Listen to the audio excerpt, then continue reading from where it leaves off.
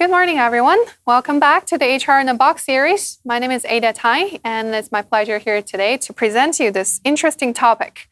Are your staff ready to support the business growth? So in this day and age, we may be short of money for our business, we may be short of staff, but we're never short of changes.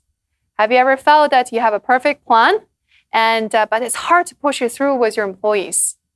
And you feel that you want to achieve something in your organization, but employees' behaviors are just not aligned with your objectives. And you're constantly spending about 80% of your day-to-day time, valuable time, on the bad apples instead of on the valuable employees. So today's agenda, we'll first talk about different types of business growth or different types of business changes. And where are we today? And how are we going to get to the future? And use that as a stepping stone to talk about staffing, supply, and demands, and introduce the tool called 9Box. Has anybody heard about the tool called 9Box or used it in your organization? I have. Oh, thank you, Doug. Yeah, great. And feel free to jump in if you have suggestions or perspectives. And then we'll talk about what does it really mean for us in HR going forward, and leave some time for Q&As at the end. So the different types of business changes or growth, I have summarized that into 4 categories. So it could be that our business are introducing new services, new products, or more services, more products, or better services or products. It could be that we're penetrating a new market, a bigger market, a different market. It could be that we're having new customers or growing the existing customers, or it could be that we're doing business differently. We're doing it more effectively. We could be doing it more efficiently with the help of technology. So all of these impose changes in organizations, and which demands the changes of behaviors in our employees. So how do we achieve where we want to be? So this is where we are today, and this is where we want to be in the future. So let's first ask ourselves, where are we today? What are our core competencies? So the core competencies are defined as things as knowledge, skills, abilities, experiences that make our organizations unique. What sets us apart, basically? Why are we in business? So I'll give you a minute to think about it for your own organization. Can you think about what are the core competencies why your organization stay in business or exist in business? What makes you different? If you can jot down a few ideas on your notebook, that would be great, because we'll expand on that idea.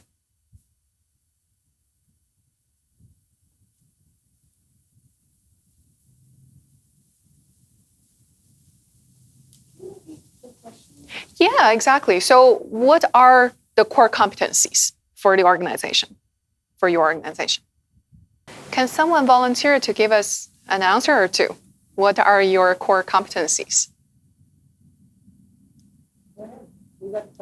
Voluntold. I forgot it was there for a while. Hopefully I didn't say anything.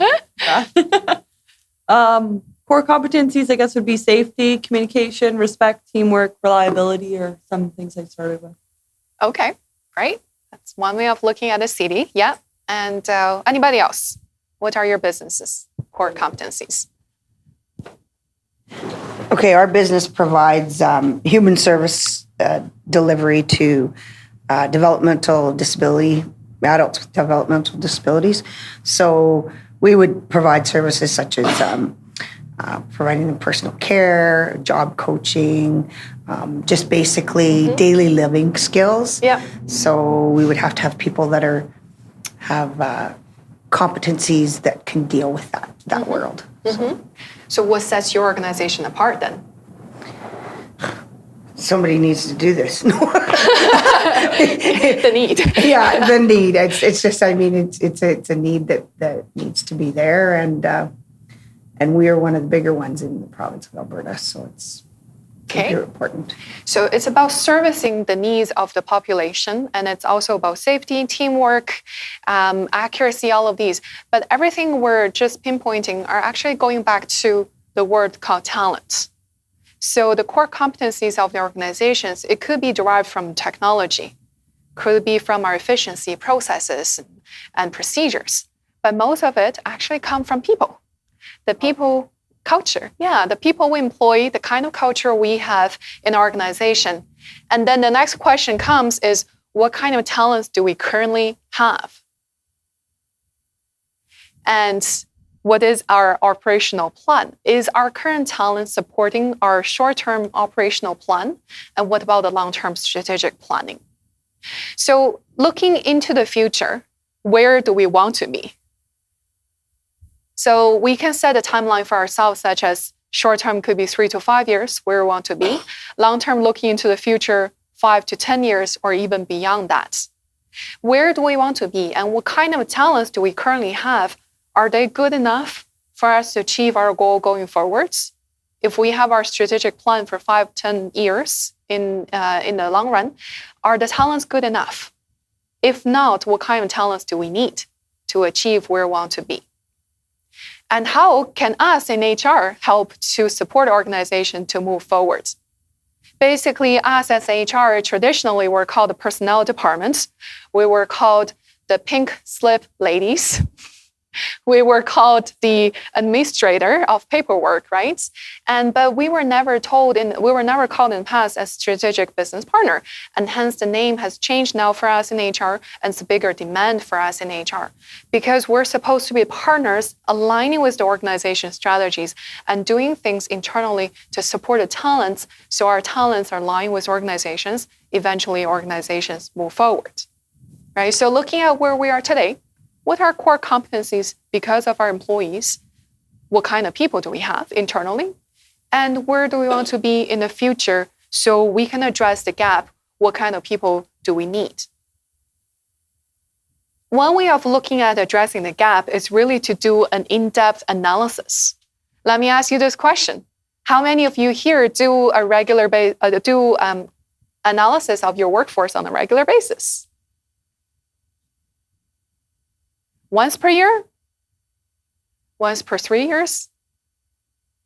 Okay, in the future, right? Understood. So there are many ways of analyzing the workforce. And I say this when I first started working out in HR about 10 years ago, analysis wasn't a huge thing. It was not a trendy topic. And so HR as system, the human resources information system, I've heard about the buzzword. It was kind of fancy. Don't really know what that means. Nowadays, a lot of organizations utilize that. And even as when I teach at universities, when I tell my HR students, if you come to an HR program thinking you're really bad at math or physics, that's why you're here, and unfortunately a wrong program. HR, yes, we're about working with people, but it's also about doing analytical work so we can provide reasonable insights and recommendations to help the business to move forward. And that draws along on our analytical skills to look at our current demographics. So that could be things like our age. Have we ever thought about what's the average age of our workforce? Smaller organization, 10, 20 people, that's very easy to see, right?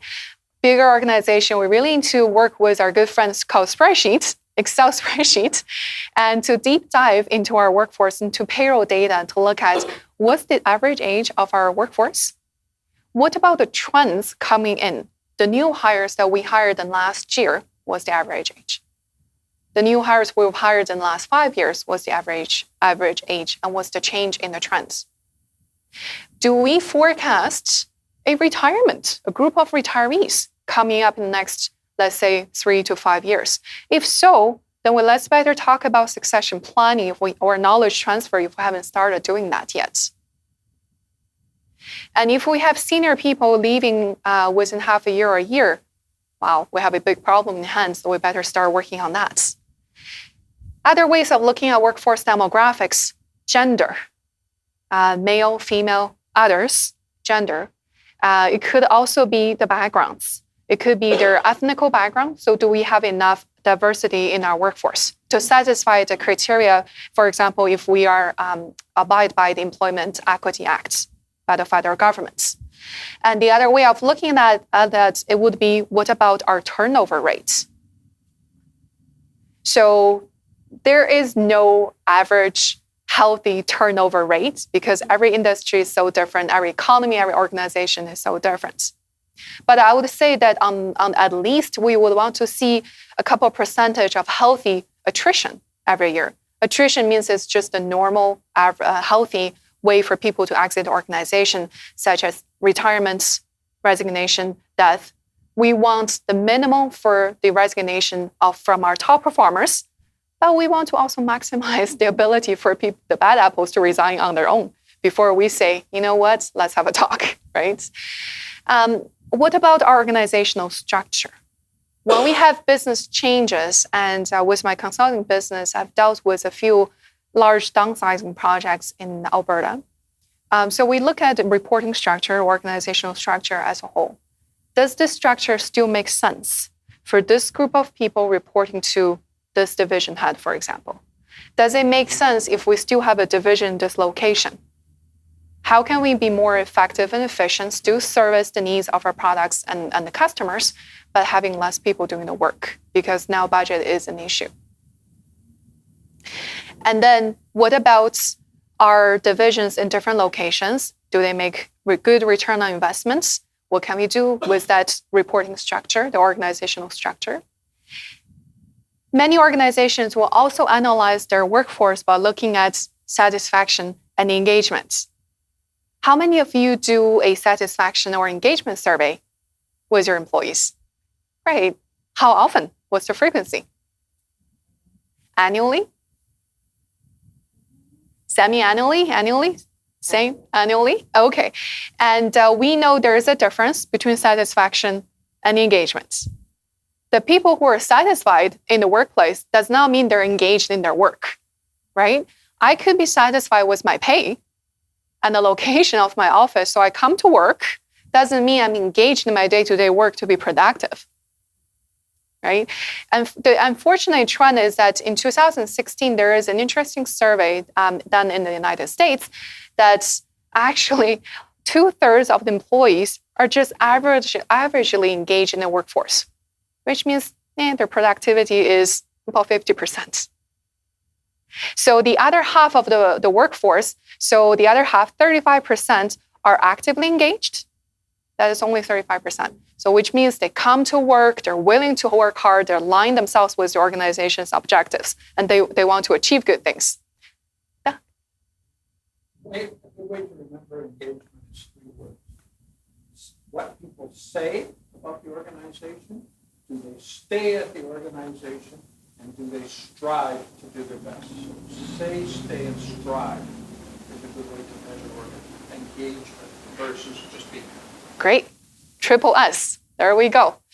And out of that survey, 15% of the employees are actually actively disengaged in the workplace, which means they're sabotaging their workplace. It could be they are demoralizing the workplace. They could be spreading out rumors.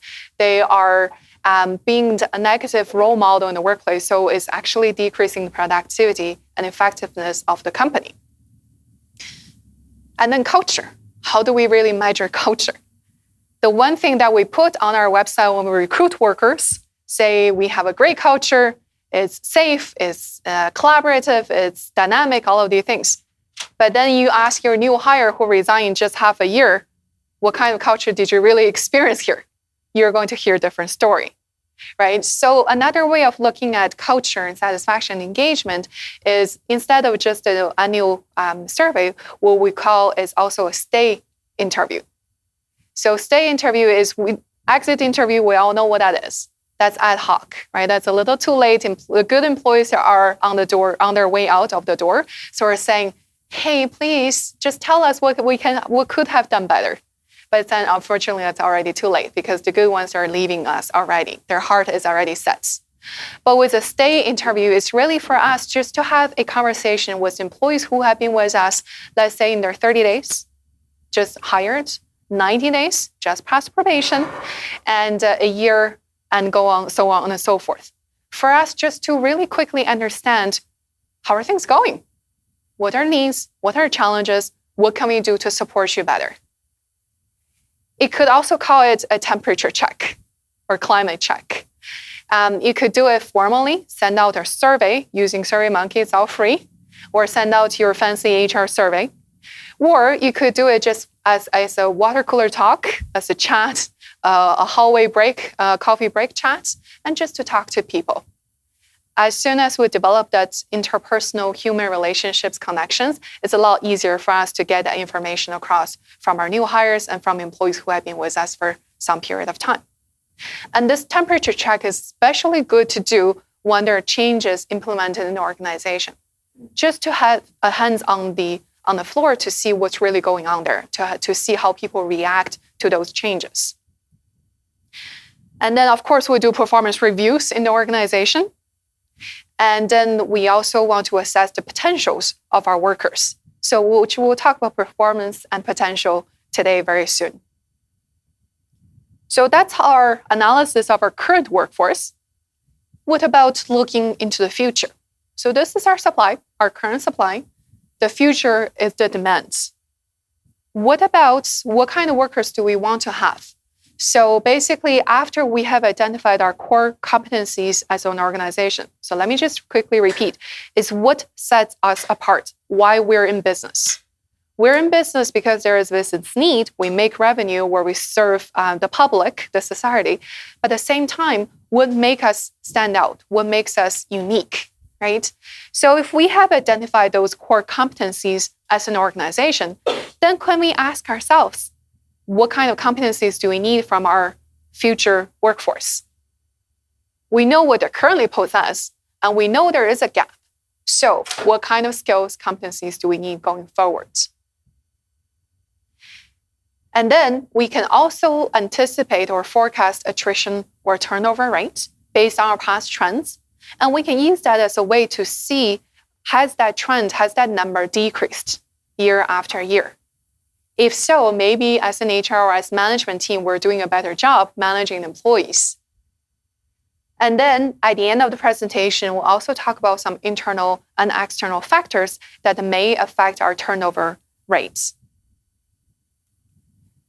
So 9-box. Let me do a quick introduction of what 9-box is about.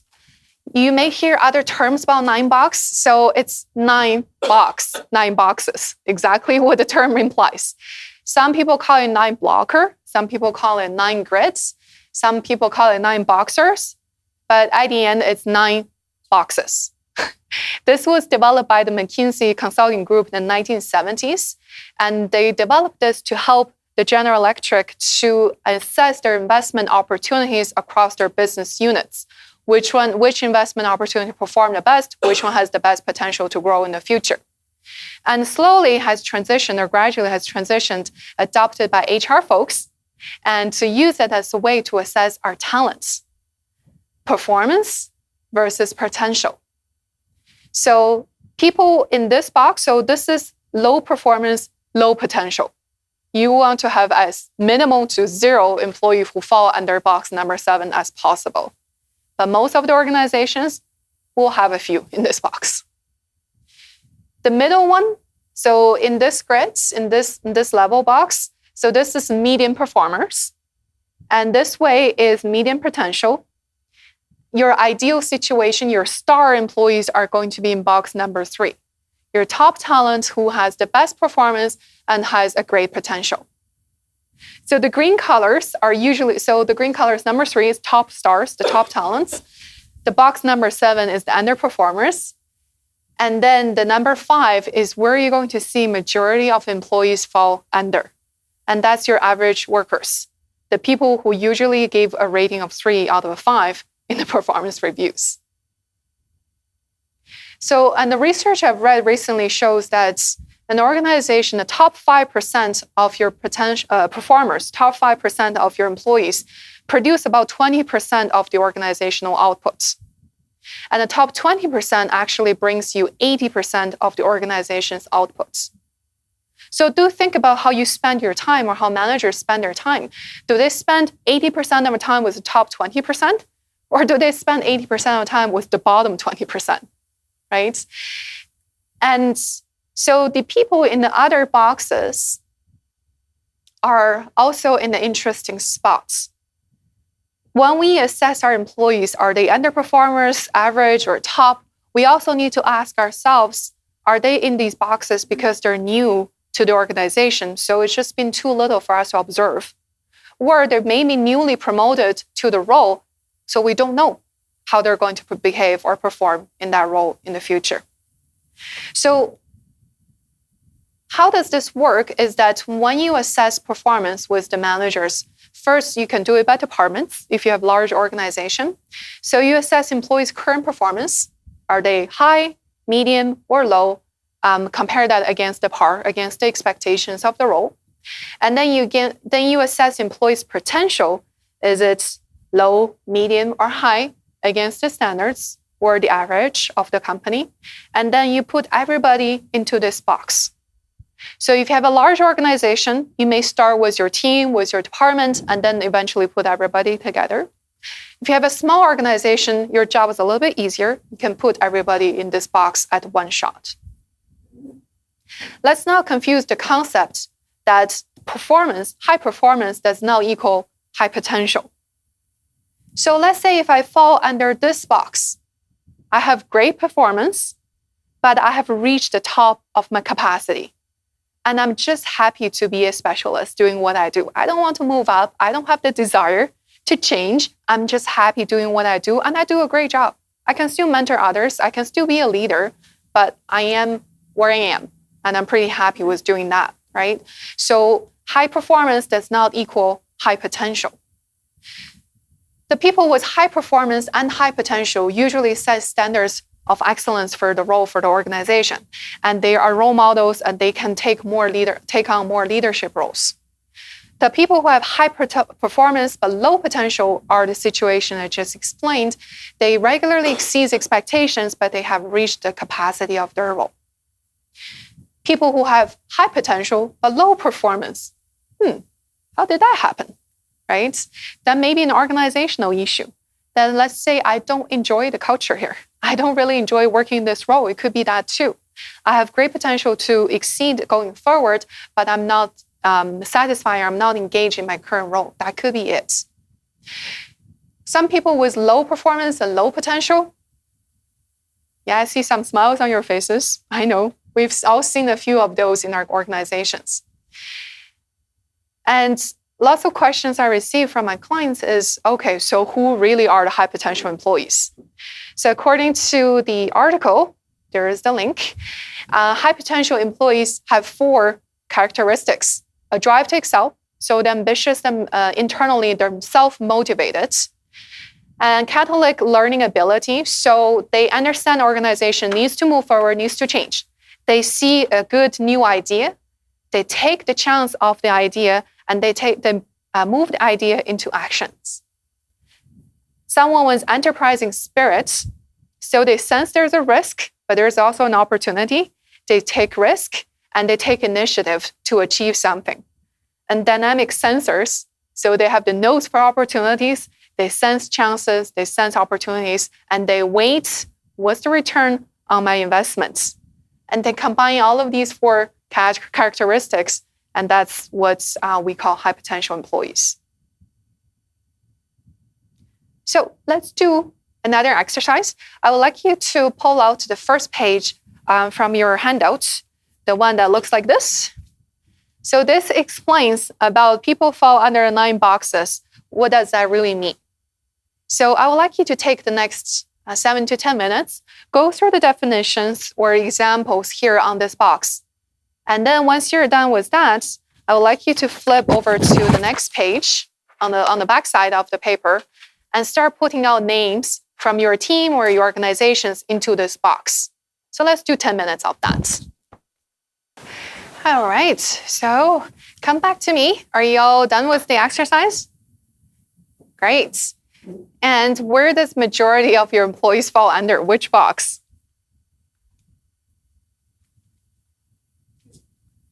Box number 2, okay.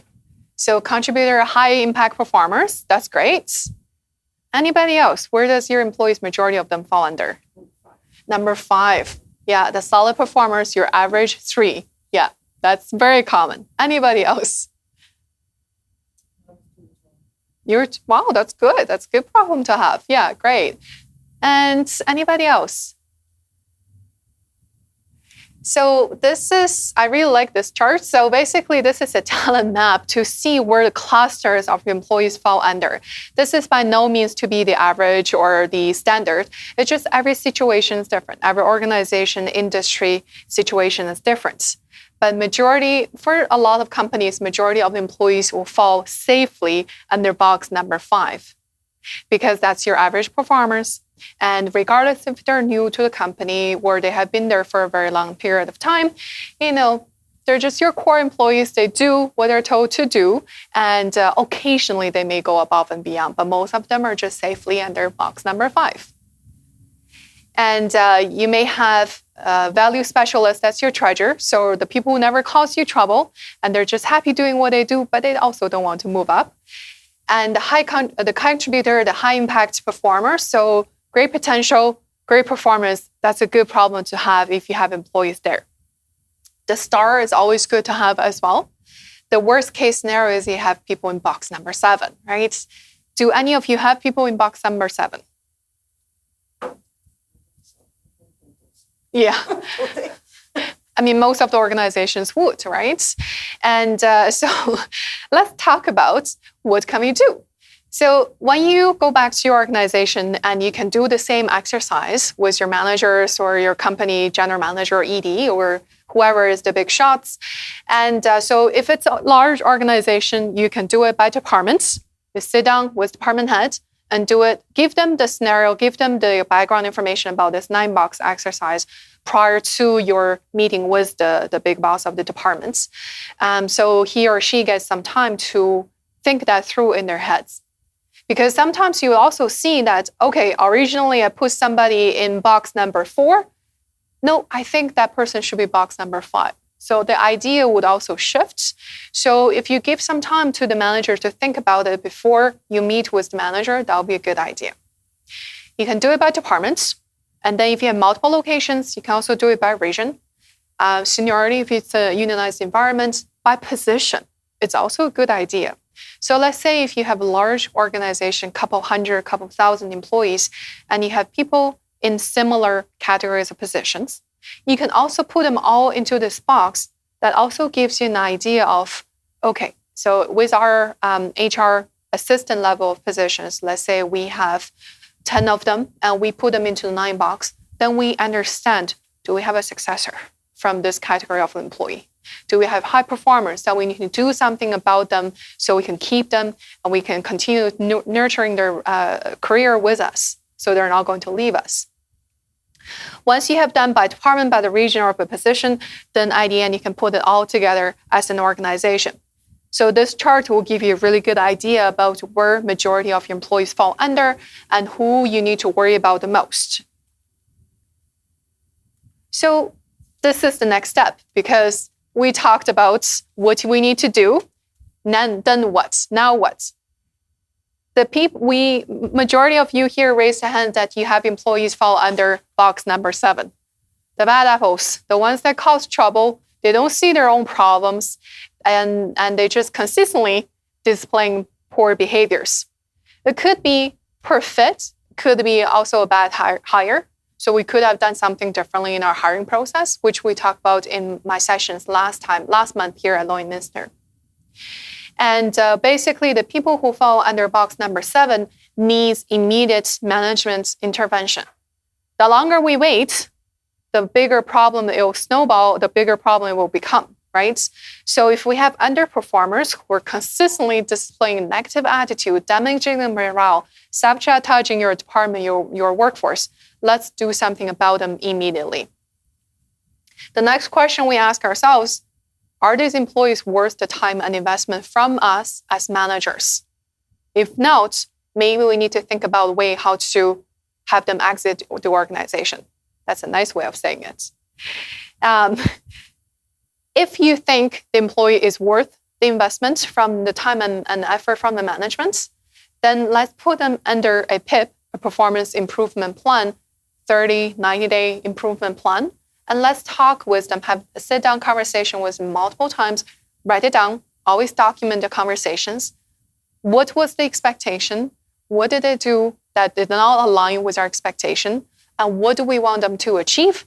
Under which timeline? and how they're going to be monitored, how we're going to follow up with them, and what's the consequence, right? So we want to do this documentation consistently with all the people fall under box number 7. But the first question we ask ourselves, are they worth our investments? That's always the first question we ask, right? Because going back to the same notion, 20% of our top performers produce 80% of the organization's output. But 80% of our time are spent with the people who probably fall under the lowest level of performance, right? Why are they worth our investments? The people who are solid performers, the core employees, we want to continue, monitor, and develop them. Because if these employees who have their core employees to produce well, they're just average, right? If there is a personal issue, health issue, family issue affecting them, or if there's a change in the organization they're not happy about, change in leadership, they have a bad boss or something like that, they could easily drop to box number 8 from box number 5. And that's something we try to avoid to see.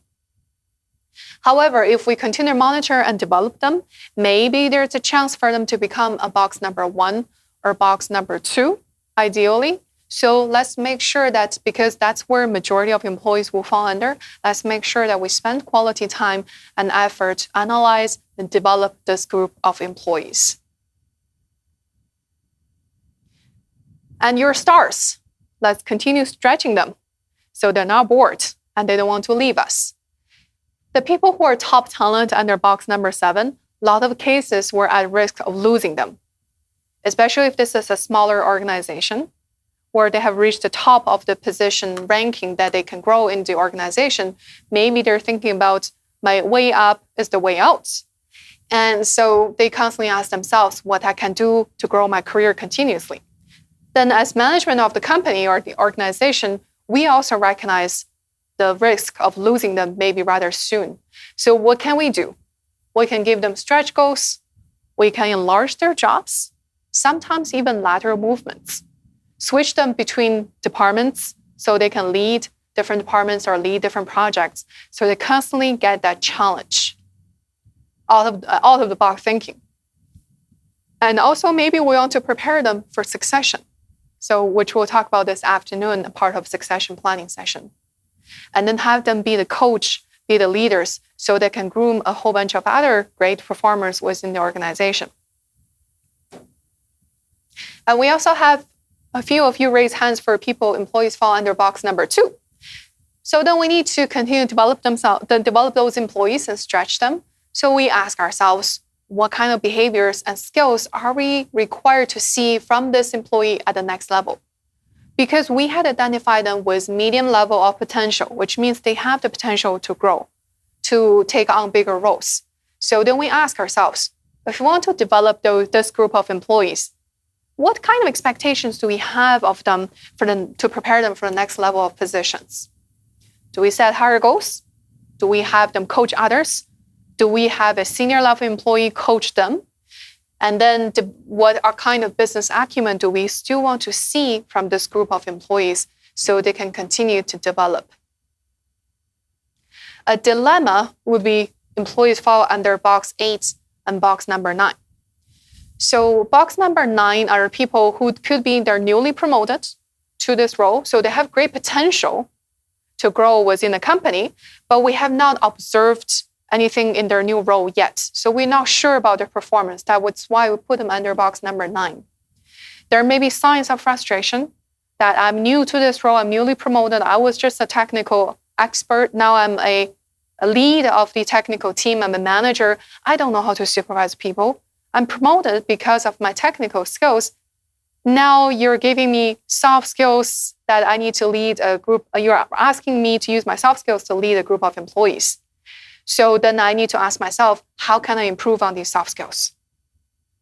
So us as HR, as management, we need to work very closely with this group of employees and to see, how can I support you better? So do that stay interview, do that climate check, with water cooler chat, whatever you want to call it, constantly make sure this group of employee is satisfied and with support. With box number 8, so the people under inconsistent performers or dilemmas. they're probably just doing the minimum work or repetitive work. Their potential is not too bad. They're not like people under box number 7, right? Their potential is still medium, but their performance is lower. Ask ourselves why. And we also want to have that open heart conversation with employees. We need to see you improve immediately. How can I help? Is the employee being actively managed? Or maybe the employee is in the wrong position. That could also happen too. That's why it's called a dilemma, is that these employees, we know they have a pretty good potential, but they're not performing to our standards. So it becomes our dilemma. We continuously to observe and to develop. And again, we have to ask ourselves, are these people in the right role? Are they worth our investment? So that's the next, then what? Any questions about this? So with your employees, a lot of you said that they fall under box number 2. What's the second biggest box that your employees fall under? We have a 5. Anybody else? 5 as well? Okay. And what about when you went through the definitions on the handouts, and when you start putting a name on these boxes, which box was the hardest one to put a name to?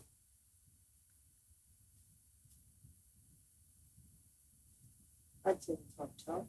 The top, so number 3. Why is that the hardest? Well, sometimes they give up when yeah. I don't know. I just do to be the best at everything, I guess. Yeah.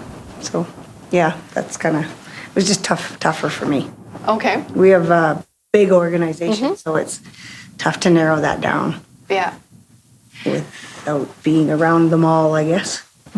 Yeah. I just focus more or less in my area of people, and I know several people that would fit that category. But yeah. So when you say that several people fall under the number 3 category, what criteria were you thinking in your head when you're putting them there? Well, people that are focused on actually for senior management, and they all have these skills developed and coach others and are very passionate about where they work. Yeah. And you can see it. That's excellent. Yeah. Anybody else? Which one was the hardest for you to put a name to?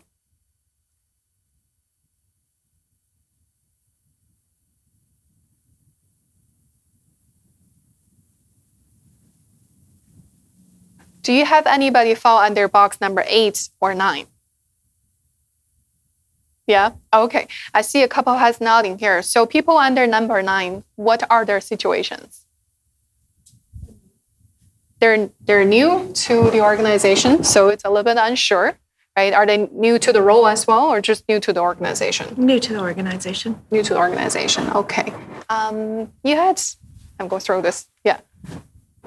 I had someone that fell into box 8. Okay. I just found that they do take a long time to do things, seems to be slow. Okay. Maybe they need to develop their administrative skills, and they want to do well, so that's why I placed them in the second potential box. But it's not they want to do it, but they're not really showing it. They're kind of just doing their day-to-day tasks, and requiring some coaching, maybe on a weekly basis of task reminders and that. Great. Anybody else? Do you have people under box number 8 or 9? Yeah, go ahead. I found box 4 was the tough one. Okay. Just because it was that conflict of whether they should be in box 4 or box 7. Okay. It was kind of that borderline. Yeah. So that was. And what makes you decide to put those employees under 4 instead of 7 ultimately? For my situation specifically, it's the tasks that are given are done fast. That was kind of the only criteria that bumped up to box number 4. And has that been consistent? Yes. Okay. Yeah. So when you say they're doing it fast, do they do it well? majority of the time. Okay. That's why it was, a little hard to decide on that one. Okay, great. Anybody else? Doug? This time, in my experience, having actually used this box with senior leadership, often the most difficult boxes is that middle row. This one. If you are a top performer, that's pretty evident to the organization. If you're a problem performer, that's pretty evident. Sometimes the hardest thing is to differentiate between 4, 5, and 6. Also, box 9 can be what we used to call our treasures, are people that actually do a pretty good job of what they do, but have no aspiration to do anything else. And that's not a bad thing. Not everybody can be the president. Not everybody can move up in the organization. So we should really value those people that are just happy doing a good job of what it is that they do. So that's a good comment. So let me ask you this question. How does your organization assess performance right now? Annual performance review? And you document those conversations? You have a checklist, you have a form to fill out. Do you have your employee do a self-evaluation prior to the manager sit down with them? Yeah, some of nodding heads. And do you use a rating scale? 1 to 5? Okay, with descriptors? Okay. And where does majority of employee fall under? Is it 3? Yeah, 3. What about, do you use half a point?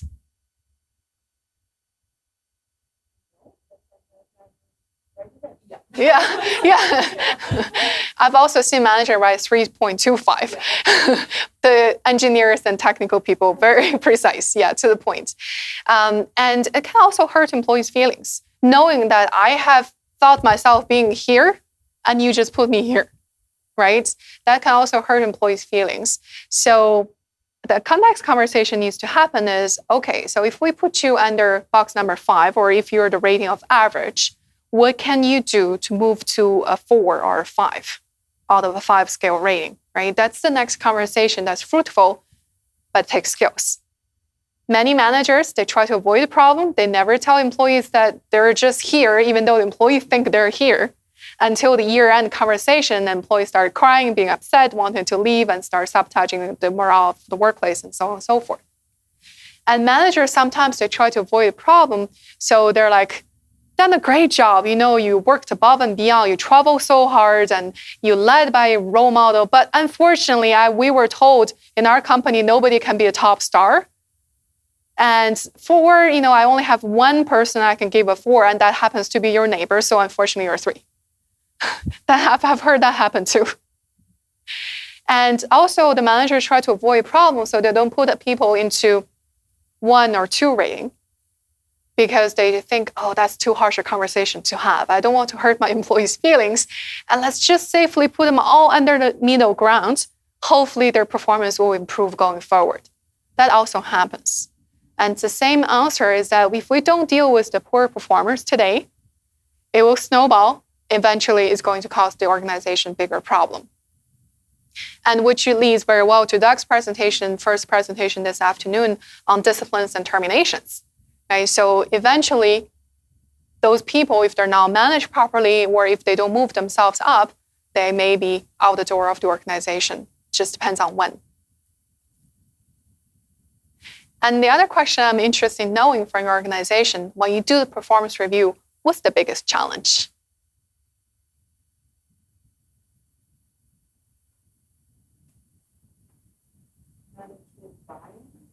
Management buy-in. How so? But Doug, can we pass that box? Yeah, thank you. A lot of the managers don't believe that it helps or does anything to just fill out the form. So it's tough to get them to understand the reasons why we do it. They say they have conversations all year, and we try to explain that, yes, that's great. This is how you're documenting it at the end of the year. But it's tough to get some to take it seriously. Yeah, absolutely. Yeah, that's a good point. Anybody else? What's the challenge when you do performance reviews? we have the same issue with the management buy-in kind of thing, but it's more about them not taking the time to rate people accurately. They'll just go excellent, excellent, excellent. And then you have an issue, a performance issue with that employee. You pull out the performance review and you really have nothing to stand on because they haven't engaged in doing the performance evaluation properly. Right. So that's an area where we need to work on. Please, We actually made changes to our performance because we used to always do the rating and we used to do it on an annual basis.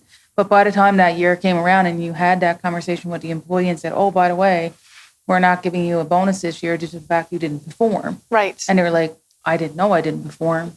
If I had known, I would have performed.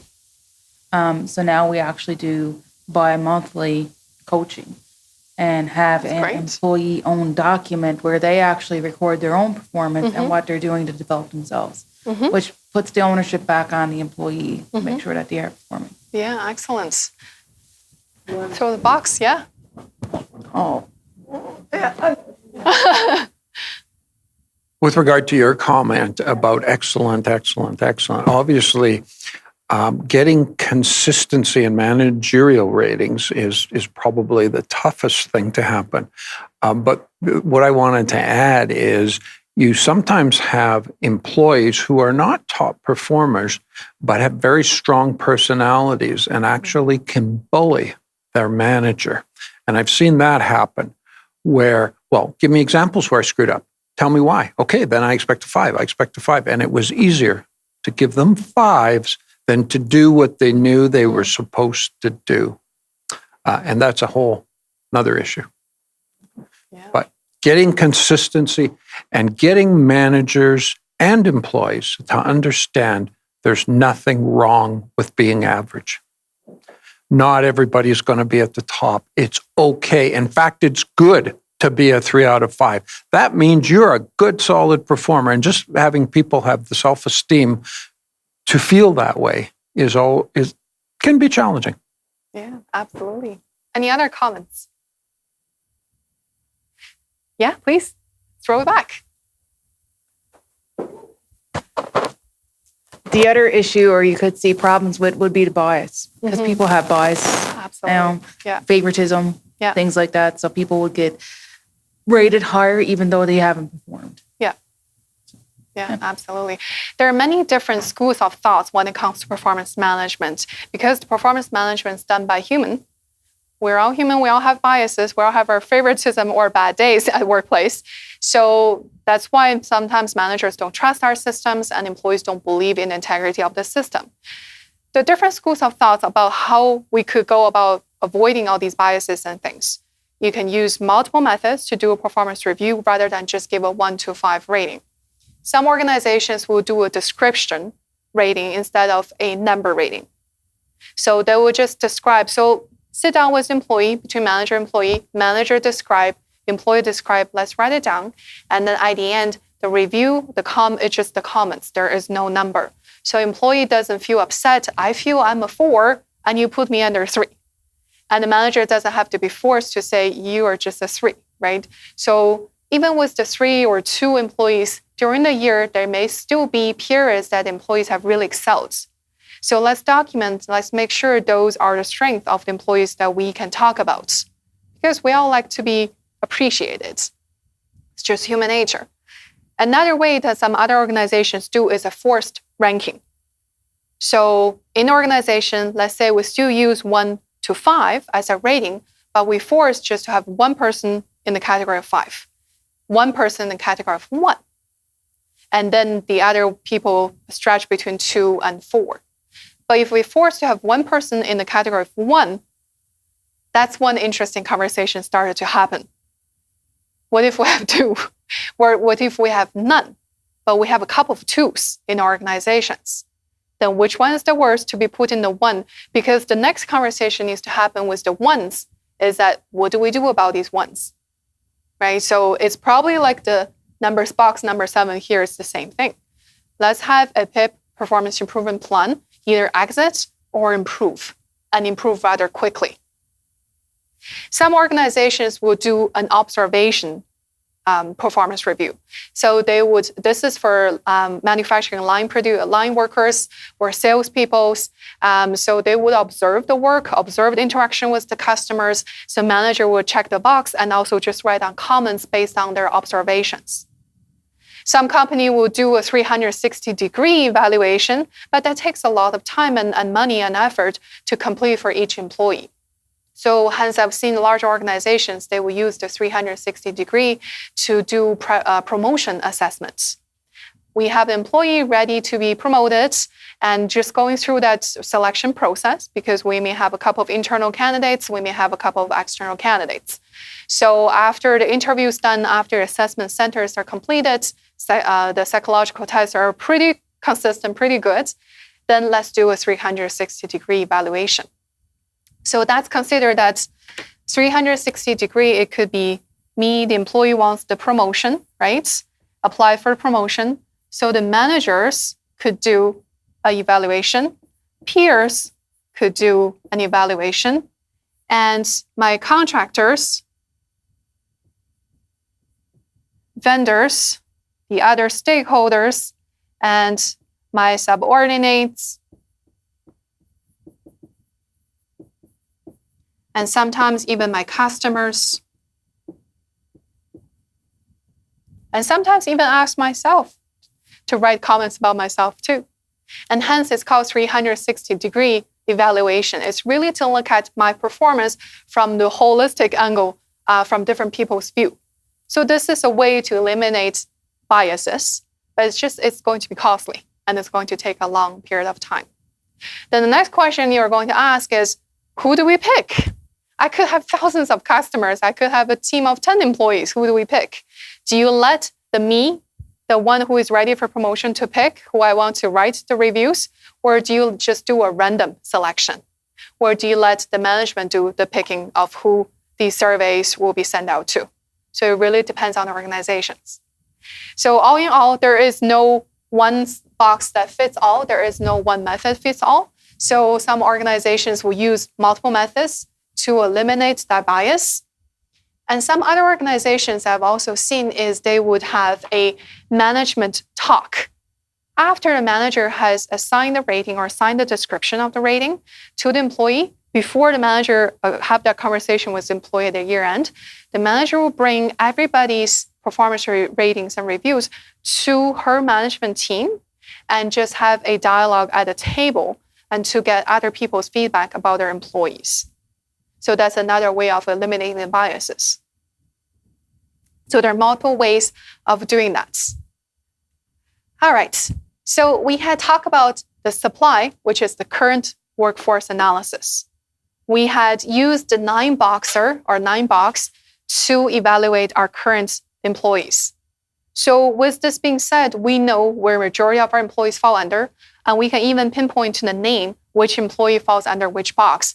And if they're number 7, let's do something about it. And the other boxes, it's not as an urgent problem, but we still want to do something about it. So this analysis actually gave us actions to take. And that goes back to our initial slides on where we are today and employees who are working towards our operational plan, but are they good enough? Performance potential based on where we want to achieve tomorrow, the future. Right? What are the competencies, skills, abilities we still desire to have in order to move us forward? So now with this analysis, we know where people fall under. Let's see, what else do we need? Maybe it's a hiring thing that we need to consider. Maybe it's a succession planning we need to consider. Maybe it's also development or training method we need to consider with our internal employees. With the internal external factors, we also need to consider a few things when we do the forecasting analysis. The workforce is constantly changing, right? So last month here, I talked about that by 2020, 50% of the workforce will be the Gen Ys and Gen Zs, millennials, so younger workforce. So definitely that has shifted quite a bit. You see more stay-home parents come out back to work, students or workers who want to do just flexible jobs. So you see a lot of those changes. So the skills they bring could be multiple We can't just look at one person with one computer skill. That's all we hire that person for. We're also looking at other skills that we hire the person based off. Employees' expectations totally changed, especially with the younger workforce, right? Last DAC session, we talked about dress code. It's not a common sense anymore. So their expectation of us in HR, of us as managers or as an organization, as employer, has also shifted too. Again, it comes with that communication. Let's talk to them about expectations. What can we do to help you, to support your growth, to support your performance? But we also have expectations of you too as employees. And the leadership and structure, has that constantly been changing?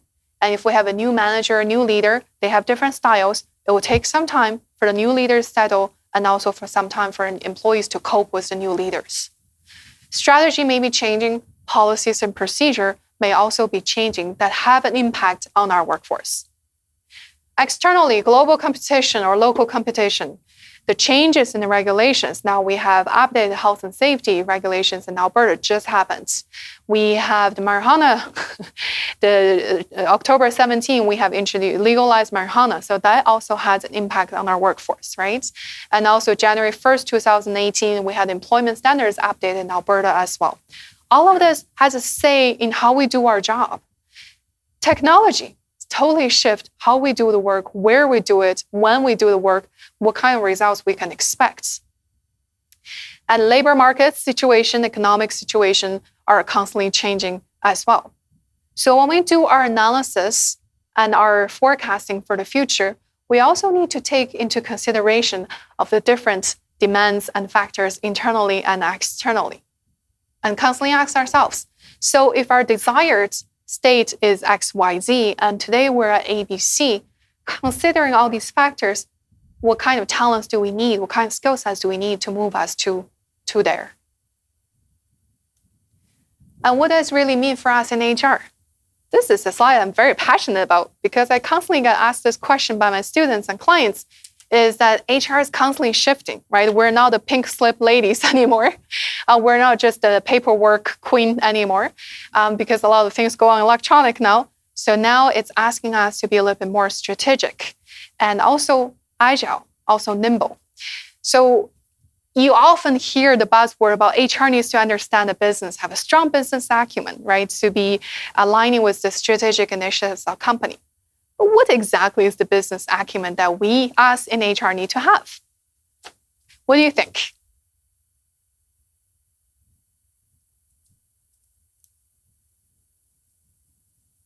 What's the one thing you worked in many years in your HR experience that you feel like, I feel challenged now? I didn't feel that in the past, but now I feel like I'm being pushed.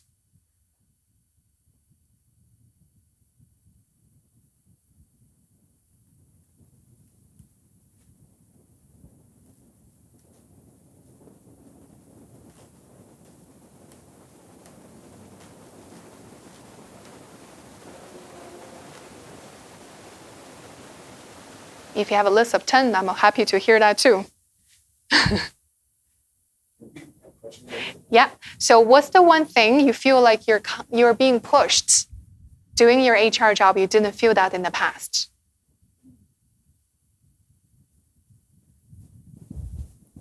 We are being more of an advisory group versus a paper pusher group. Being an advisory. Okay. And what does that mean to your day-to-day job? You can get very sidetracked by people approaching you because they're coming to you for advice. Right. And it could be to deal with employee relations, how they read the policy, how to interpret the policy, and what do they do in special situations. Absolutely, yeah. So we're like the mom and dad role. The advisor have to be just, right, and professional. Sometimes even the coach position for us in HR. Yeah, definitely. So those are requiring different skill sets, different business acumen for us in HR. We're being pushed into an advisory role rather than just dictating people, fill this form out. Otherwise, you're in trouble kind of role. Yeah. What else have you feel that you're being pushed?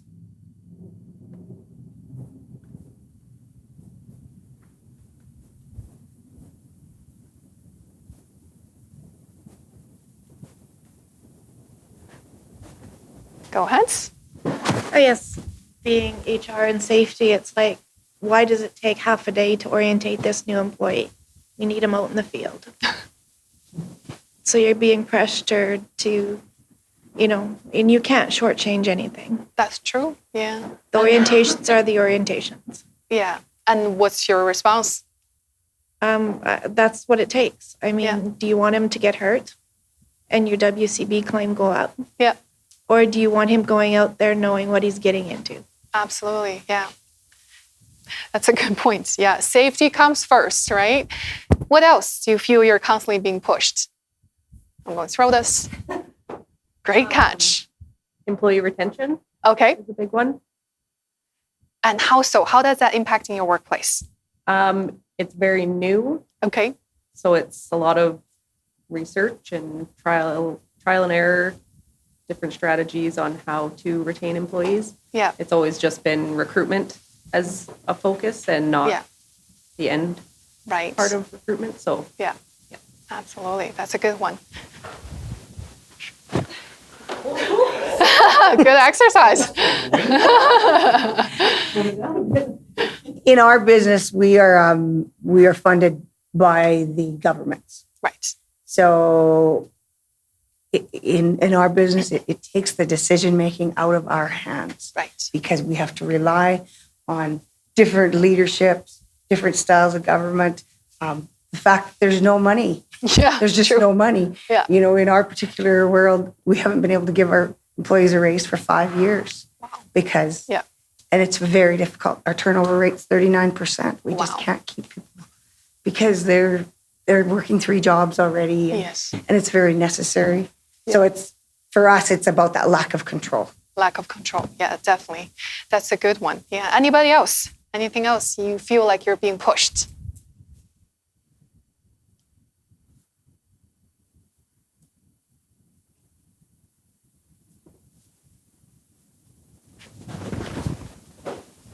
I guess this is always something that's pushed, but it's to recruit employees and get them on the job as fast as possible. Right. I know last session we spoke more about the timelines, and it's tough to let managers know that we need certain things to do certain things to screen people prior to bringing them on. The biggest thing for us is we require a criminal record check to be submitted. Yes. And it takes up to 5 business days to get that done. Yeah. So generally when I make an offer, the employee needs to go start the criminal record check right that day if they want to start the following Monday. So it's making the managers understand that first they need time and acceptance period to decide whether or not they want the job. Then they need the time to go get this criminal record check done, driver's abstract, anything like that. So they want the person tomorrow, but we want to make sure we're bringing the right person in 2 weeks. Yeah, absolutely. And we forget that our employees, our candidates need to give notice. They may be changing locations, changing homes, or other circumstances that prevent them starting from tomorrow. Yeah. Yeah. I've also had managers who ask me, can you have someone start this afternoon? I'm like, thank you. You didn't tell me yesterday. Yeah. So that's definitely a great point. Anything else that you feel like you're being constantly pushed?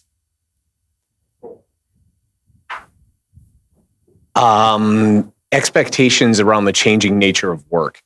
That the fact that you've got so many different generations right now in the workforce, and everybody has a different definition of what work means, how work will be done, and where they will go with it. And so I think that that's a lot of challenges that happens to people in HR where they're kind of stuck in there of saying, well, there is a reason why this person does these things, and having to explain to a whole bunch of other people who go, well, we don't like it or we don't understand it, right? So we have to build around that. Yeah, absolutely. The other thing that I feel I'm being constantly pushed when I was in organizations as an HR professional as well as a consultant right now, is that to present a business case. You're telling us we need to do this. Why? We don't have money. I need to see the return on my investments immediately, right? It doesn't always happen. So it just takes different skill sets in us in HR that we need to know how to present business case. So understand analytical skills, understand the dollars, understand where we can get money from, understand the impact if we implement new programs and projects and procedures, and understand how can we communicate that very well to the senior leadership via email, via reports, via phone, via presentation style, or in-person chat. So really customizing our communication styles to the tailored audience. I feel for me, that's a constantly push. I've also had situation that the senior leaders come to our HR department and say, Ada, give you 1 minute, tell me what the problems are. And I'm like, thank you for telling me in advance, right? So constantly being put on the edge to get ready to present a business case right there, right away, and to really summarize it. The leaders, they want to see numbers, right? Is it making sense, return on investment? And they don't really have lots of time to going through all the nitty-gritties of each of the people fall under a 9 box. All they want to see at the end is, where do our majority of employees fall under? What can we do with these guys? What can we do with these guys? Okay, save here, right? That's majority of the leaders would think. They don't have the time to go through each person on the 9 box, especially if you have a large organization. That's what I feel as the challenge, is that I'm being constantly pushed. And then when we talk about efficiency, that things need to happen today, need to happen tomorrow, need to happen right away, need to have the field guys working right away and not having a half day in their orientation training. And I think it takes us, again, with the communication skills in HR, to educate with the management and to have their expectations shifted about what we can deliver. It has nothing to do with our skill sets. Don't get us wrong. It's about, we need to do things right and do things correct and effective so the employees stay with us, they don't get hurt, right? And also employees understand the culture and mandate of the organization, so they believe they're integrated well into the organization. Budget is always a challenge for a nonprofit. I have quite a few clients in nonprofit world, and in the past, they have their budget proposal sent to their big funders on a 1-year, 3-year term. So they get funding, short period of time. Their programs and their staffing are very contract-based. So when there's discontinuing of the budget, the programs stop, staff get cut. So there is no continuity of the business they run. Nowadays, the nonprofits that I serve, they're switching into looking at a longer view, 3 to 5+ years of funding proposals. So hopefully they get that and some security in the organization, more budget to play with, and they can have a sustainability and continuity of the business they do. And it's also just fair to the employees as well. So totally understand the business is one thing that is demanded upon us HR professionals. It's really asking us for business acumen.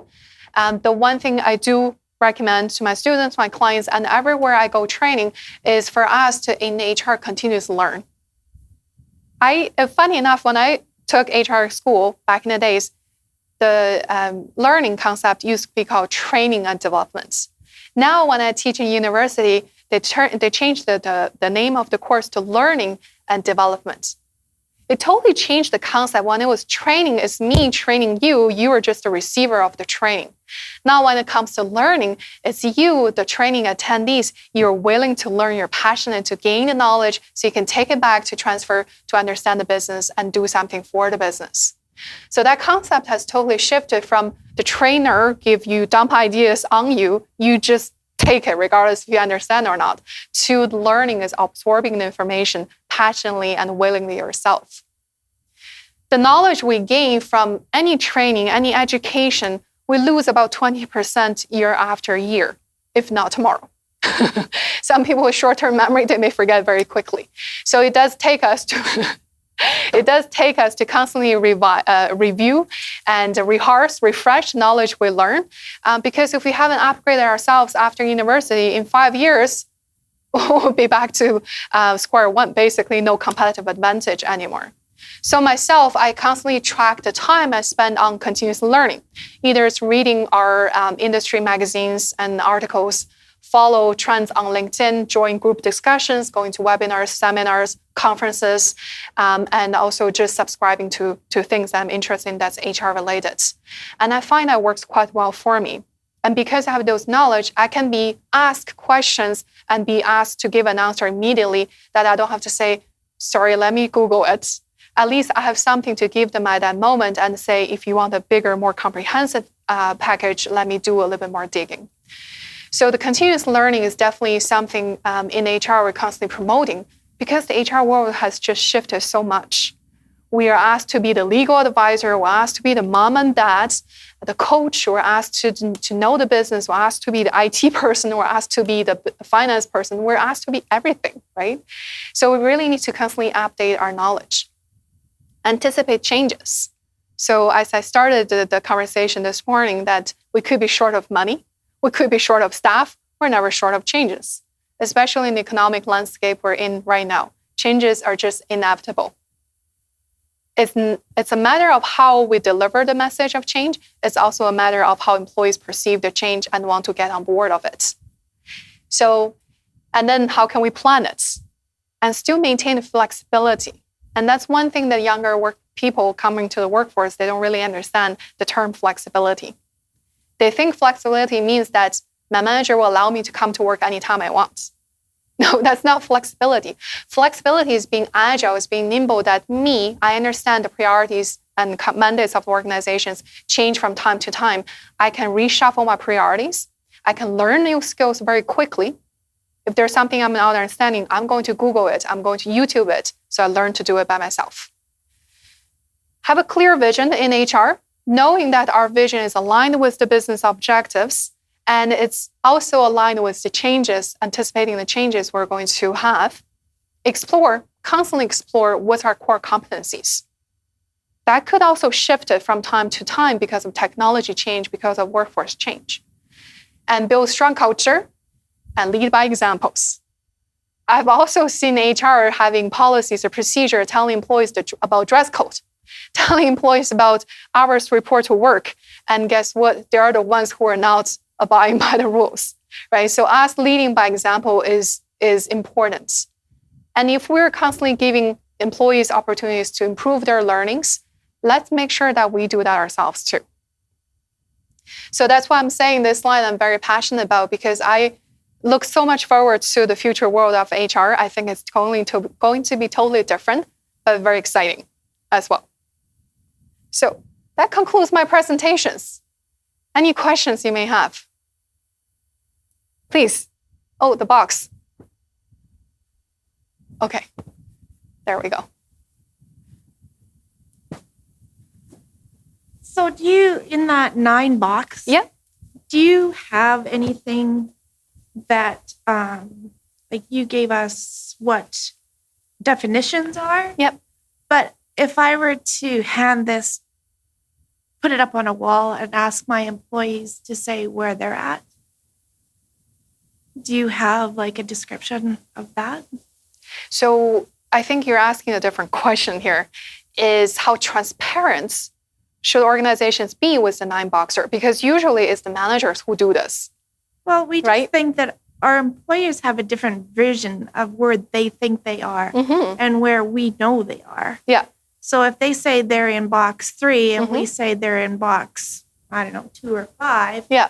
So to me, for that employee to get to 5, this is what you're going to have to do at work. Yeah. I think that's a great conversation to have. So I don't know if I'll put it up on the wall, but the definitions I printed for you in the handouts, you can give those, you can twist it based on the needs of the organization. These are just general descriptions, right? Organization industry is different and mandates are different. So highly advise that you twist it based on your situation. You can give it to the employee. It's no different doing a self-assessment, right? But they need to understand why I'm doing this. After I do this, do I just get a raise immediately? Or get promotion immediately? Or if I say I am a 3 and you think I'm a 3 as well, so okay, great, consistent, but there is no VP position for me to take tomorrow, what does that mean to me, right? So don't leave fake hope, don't leave blank hope. So communicate the purpose of doing this very well to the employee first before you give it to them. And then they also need to understand putting myself into a 5 or 8 even, it doesn't mean I'm going to be fired tomorrow either. No. Let's just give us an idea and understanding, start of conversation where I think I am as an employee, where my manager think I am as a manager, where the organization would like me to be down the road so we can bridge that gap of talents. Hope that addressed your question. Anybody else? Doug, yes. Oops. Okay. Just on the logistics of it, I think you could run into a number of areas problematic having employees do this and self-select. Box 7. Volunteers, okay. Possibly, yeah. Where this has worked most effectively is having a group of managers actually think through each of their employees and have good reasons why they're going to put them in a box. Mm-hmm. And if you're in an organization where a number of managers may know that employee, the managers can challenge each other about that box. And in the end, they will land and agree on the placement of that person. If that's a transparent process where all the employees know, it makes it very difficult if somebody's in box 7 and somebody's in box 3. Box 7 doesn't mean they're going to be fired, but they'll think they're going to be fired. So I was thinking that would be a performance one-on-one. Mm-hmm. Yeah, you're thinking more about the rest of the boxes. Yeah. Yeah. They come into your office, what are you thinking? Yeah, and I would say give the employees some time to do the exercise themselves. Yeah. Oops, dropping everything here. Yeah. I just want to respond to your comment. I'm really quite excited actually to take this back to our group of managers, because I think what's happened is they've become extremely complacent, partly because of budget. I mean, unfortunately, we work, but we like to once in a while get compensated with an increment or whatever. But I think this is where our organization needs to lead our managers to, in the sense of to think differently. And I think that some of these questions will really help them take their 6 or 8, 10 employees, whatever they have, mm-hmm. and place them and say, this person has potential. What can we do to help them? Exactly. Right? Yeah. I think that they are just lost, so then they just tick the box. Yeah. And what's the point of a performance review if it's not going to be effective? Exactly. But I think it's a good process for sure. You can also think about this as the start of a conversation and the start of building an action plan. With the manager together with HR supports or as a group. So take this as conversation points, and then we start taking down notes about what actions we need to take. Give us the timeline, who is responsible for what, and let's go with the plan. That could also be another view of this exercise. Yeah. Great comments. All of these are all of this stuff. Yes, it's on the USB. Yes. Any other questions you may have?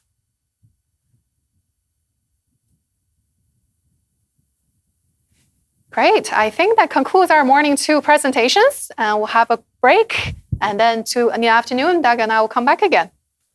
Great. Thank you.